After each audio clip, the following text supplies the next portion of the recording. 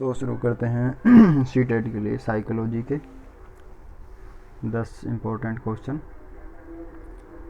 सबसे पहला क्वेश्चन है, बच्चे खालिस्तान को छोड़कर अन्य सभी के द्वारा लिंग भूमिकाएं ग्रहण करते हैं।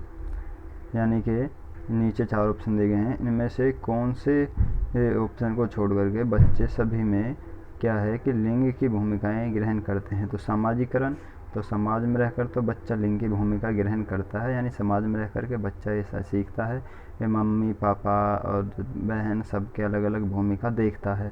संस्कृति में भी यही होता है, संस्कृति जो चली आ रही है उसमें बच्चा ये देखता है कि किसकी क्या भूमिका है।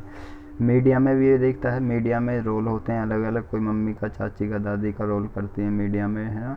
तो इसमें भी क्या है, बच्चे को लिंग की भूमिका के बारे में पता चलता है, भूमिका बच्चा ग्रहण करता है इसमें भी लिंग की।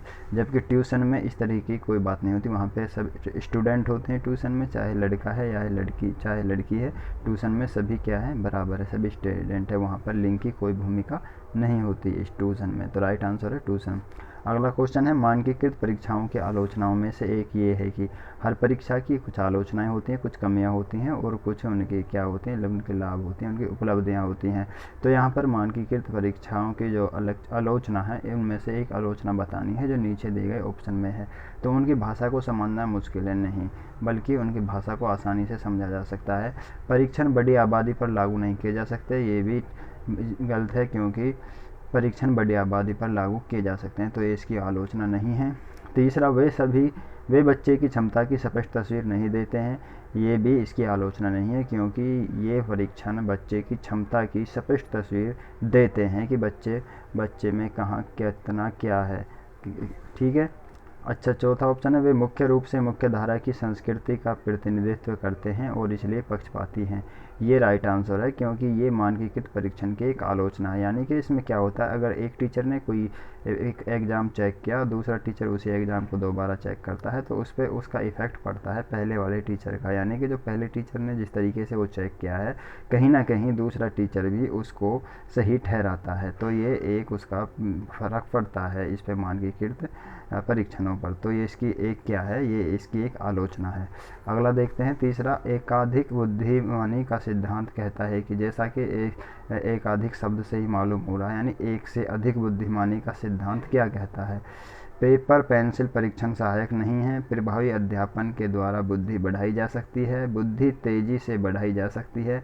तो ये तीनों ही नहीं है, इसका राइट आंसर है फर्स्ट है, यानी बुद्धि कई प्रकार की हो सकती है। एकाधिक बुद्धिमानी का सिद्धांत यानी कि बुद्धि कई प्रकार की हो सकती है, सीधा सा। चौथा ऑप्शन क्वेश्चन है, शिक्षक सीखने के लिए मूल्यांकन और सीखने के मूल्यांकन दोनों का उपयोग कर सकते हैं। यानी कि एक तो है सीखने के लिए मूल्यांकन, यानी बच्चे का मूल्यांकन करना, फिर उसके मूल्यांकन के अनुसार उसके लिए सीखने की तरीके और विधि का उपयोग करना। ये तो हो गया सीखने के लिए मूल्यांकन। और अगला है सीखने के मूल्यांकन, यानी कि जो बच्चे ने सीखा है उसका मूल्यांकन करना। तो ये दोनों का उपयोग कौन से में किया जा सकता है, नीचे दिए गए ऑप्शन में से। पहला है, बच्चे की सीखने की ज़रूरतों को जानने में और उसके अनुसार शिक्षण रणनीति का चयन करने में। यहाँ भी इन दोनों का उपयोग नहीं किया जा सकता। आवधिक अंतरालों पर बच्चे के प्रदर्शन का आकलन करने, यानी कि समय 6 महीने बाद या 1 महीने बाद या फिर 1 साल बाद, यानी कि आवधिक अंतरालों पर, समान अंतराल पर, अवधि, किसी एक निश्चित अवधि के अंतराल पर बच्चे के क्या है प्रदर्शन का आकलन करना, उसके प्रदर्शन को प्रमाणित करना। यहाँ पर भी इन दोनों का उपयोग एक साथ नहीं किया जा सकता। अच्छा, बच्चों की प्रगति की निगरानी करने और उनके सीखने के अंतराल को भरने के लिए उचित लक्ष्य निर्धारित करने में, ये यहाँ पे भी इन दोनों का उपयोग नहीं किया जा सकता। यानी कि बच्चों की जो प्रगति की है उसकी निगरानी करने और उनके सीखने के जो गैप है उसको भरने के उचित लक्ष्य निर्धारित, उसको कैसे भरा जाए इसके लिए लक्ष्य निर्धारित करना, यहाँ भी इनका उपयोग नहीं किया जाता। चौथा है, बच्चों की प्रगति और उपलब्धि स्तर को जानने में। ये बिल्कुल सही आंसर है इसका, यानी कि बच्चे की जो प्रगति है, बच्चे ने कितनी प्रगति की है और कितनी उपलब्धि स्तर है जो बच्चे का वो कितना है, इसको जानने में इन दोनों का ही उपयोग, दोनों तरीके के मूल्यांकन का उपयोग किया जाता है। यानी कि सीखने के लिए मूल्यांकन और सीखने के मूल्यांकन दोनों का उपयोग यहाँ पर किया जाता है बच्चे की प्रगति और उपलब्धि स्तर को जानने के लिए। अगला क्वेश्चन है 5वां, निम्नलिखित में से कौन सा सतत और व्यापक मूल्यांकन से जुड़ा हुआ नहीं है, यानी संबंधित नहीं है। यह शिक्षण अधिगम प्रक्रिया का एक अभिन्न अंग है। बिल्कुल। यह विभिन्न शिक्षा क्षेत्रों में बच्चे की उपलब्धि पर केंद्रित है, ये भी ठीक है। यह बच्चों को धीमे, खराब या बुद्धिमान के रूप में चिन्हित करने में उपयोगी होता है। चौथा है, इसे भारत के शिक्षा के अधिकार अधिनियम द्वारा अनिवार्य किया गया है। ये बिल्कुल ठीक है। इसको भारत के शिक्षा के अधिकार अधिनियम द्वारा अनिवार्य किया गया है, ये भी ठीक है।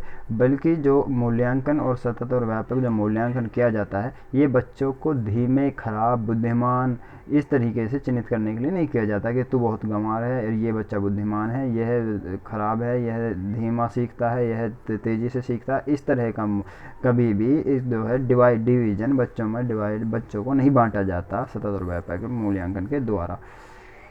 अगला है 6, बच्चों में प्रतिभाशालीता खालिस्तान के कारण हो सकती है, यानी प्रतिभाशाली बच्चा होता है जो, वो किसके कारण हो सकती है, नीचे दिए गए ऑप्शन में से।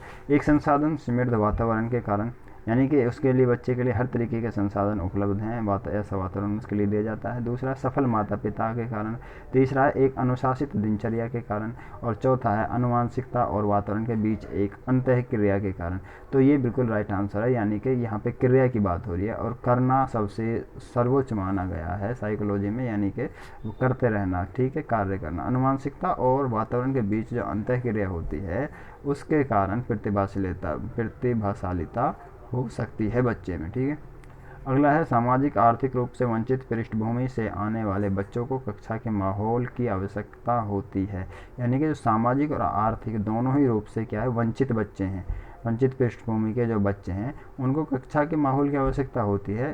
किस लिए, जो देखते हैं नीचे, उनके सांस्कृतिक और भाषाई ज्ञान को महत्व देता है तथा उनका उपयोग करता है, उनकी भाषा के उपयोग को हतोत्साहित करता है ताकि वे मुख्यधारा की भाषा सीख सकें। नहीं, इसमें क्या है, कक्षा कभी भी हतोत्साहित तो नहीं करती बच्चे को, तो हतोत्साहित, दूसरे ऑप्शन में हतोत्साहित आ गया, इसलिए ये बिल्कुल गलत हो गया।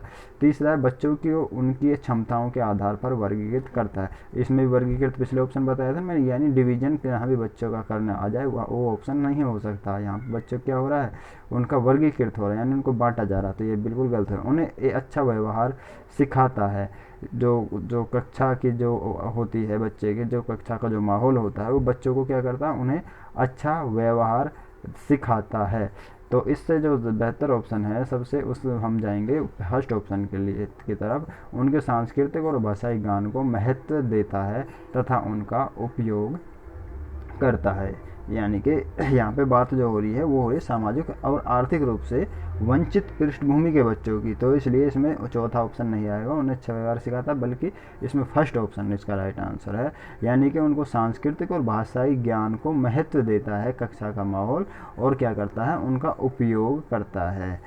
अगला है 8वां क्वेश्चन, कक्षा में सृजनात्मक और प्रतिभाशाली बच्चों के लिए आवश्यक हस्तक्षेप निर्भर करता है, यानी कि जो सृजनात्मक बालक है और एक प्रतिभाशाली बालक है, जो उनके जो आवश्यक हस्तक्षेप निर्भर करता है, किस बात पर निर्भर करता है। पहला ऑप्शन है, उन्हें अतिरिक्त समय दिए जाने पर नहीं, उनके लिए अगर एक्स्ट्रा समय देंगे तो इस पर भी उनका ही जो है आवश्यक हस्तक्षेप निर्भर नहीं करता, यानी एक टीचर का हस्तक्षेप उनके सृजनात्मक बालक और प्रतिभाशाली बच्चों के बीच में। अच्छा, दूसरा है, उनके प्रति स्नेही होने के नाते पर, ये भी नहीं है।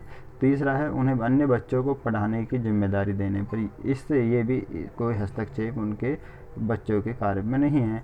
चौथा है, शिक्षक द्वारा अनुकूलित और प्रेरक निर्देशन तरीकों के उपयोग पर, ये बिल्कुल ठीक है, यानी कि अगर जो अध्यापक है वो एक प्रतिभाशाली बच्चे के लिए एक अनुकूलित और जो प्रेरक जो निर्देशन देता है, जो प्रेरणादायक जो निर्देशन जो बच्चों के लिए देता है, और उनको देने का उसका अध्यापक का तरीका बेहतर है, अच्छा है, तो वो उसके लिए अच्छे होंगे बच्चे के लिए, ठीक है।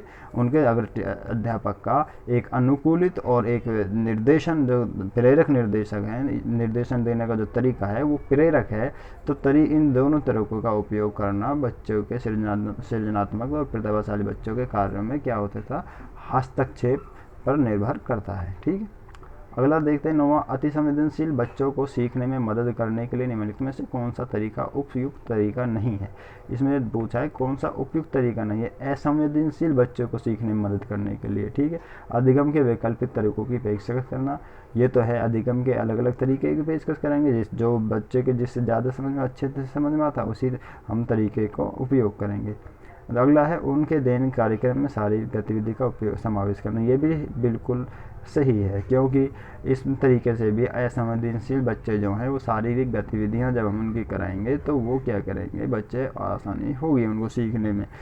बेचैन होने पर अक्सर उन्हें फटकार लगाना, ये बिल्कुल गलत है ऑप्शन है, यानी कि बच्चों को फटकार नहीं लगाना। एक तो पहले से असंवेदनशील बच्चा है और ऊपर से उसको फटकार लगा रहे हैं, तो ये बिल्कुल गलत ऑप्शन है और यही इसका सही उत्तर है, ऑप्शन नंबर 3।